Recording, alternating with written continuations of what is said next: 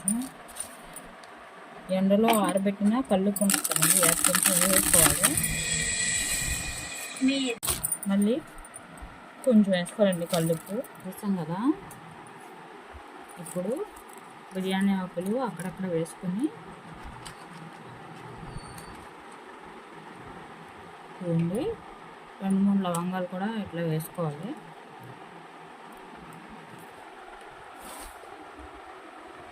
వేసుకొని మళ్ళీ లైట్గా కల్లుప్పు వేసుకొని మూత పెట్టేసుకొని స్టోర్ చేసుకోవాలండి.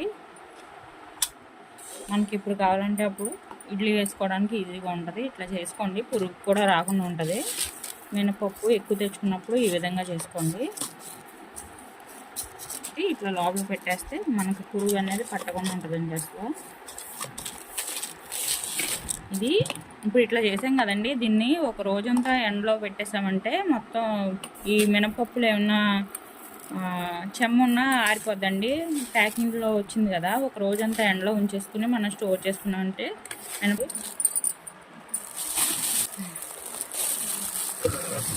తీసుకుంటాం కదండి వండుకునేటప్పుడు, అప్పుడు తీసేసుకుంటే సరిపోతాయి లవంగాలు. లేకపోతే మనం తీసేసాక మనం కందిపప్పు ఎంత కావాలో అంత తీసుకున్నాక మళ్ళీ మనం అవి అందులోనే వేసేస్తే సరిపోతుంది.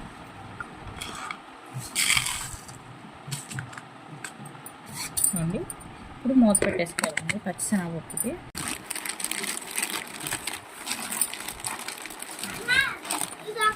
పెట్టేసుకున్నామండి వీళ్ళు కూడా. ధనియాలు కూడా వేసి 2 లవంగాలు వేసి మూత పెట్టేసుకున్నాం. ఉంటాయి ఇలా చేసి పెట్టుకుంటే మనం వంట చేసేటప్పుడు అవి పక్కకు తీసేసి మనం వాడేసుకోవచ్చండి. ఇవన్నీ మూత పెట్టేసుకున్నాం.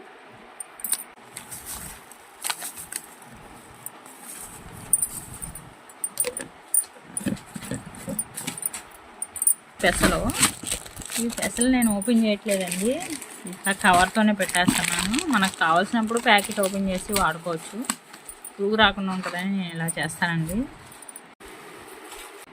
3 చాలండి. ఇవి వేసేసుకొని మూత పెట్టేసుకున్నాము.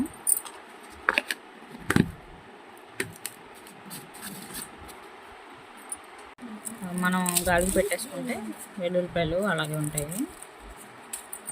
ఐటమ్స్ అన్నీ ఒక దాంట్లో వేసుకున్నాను.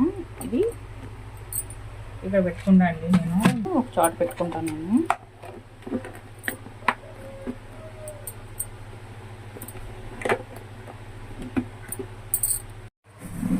ఇదిగోండి 2 ఒక చోట పెట్టుకుంటాను.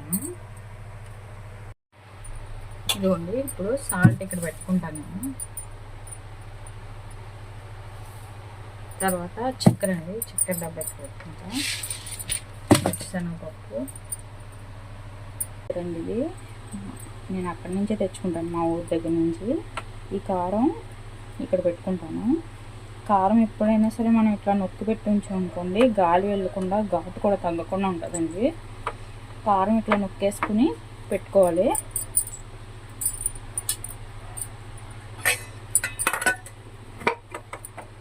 కారం ఇక్కడ పెడుతున్నాను నేను. సాల్ట్, పింక్ సాల్ట్ ఇక్కడ పెట్టుకుంటున్నాను అండి నేను.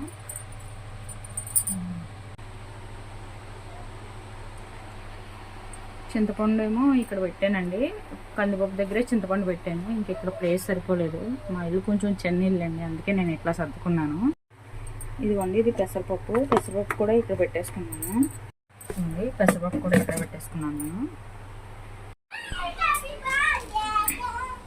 ఇదిగోండి వెల్లుల్లిపాయలు ఇక్కడ పెట్టుకుంటున్నాను నేను. కల్లుప్పు అండి, కల్లుప్పు ఏమో ఇక్కడ పెట్టుకున్నాను. వేరుశనగలు పాడవకుండా ఉండాలంటే ఇట్లా ఫ్రై చేసి పెట్టుకోవాలండి. లైట్గా ఫ్రై చేసుకొని మనం డబ్బాలో వేసి పెట్టుకున్నామంటే ఇట్లా ఎర్రగా కొంచెం లైట్గా ఫ్రై చేసుకుని వేరుశనగలు కూడా పాడవకుండా ఉంటాయండి.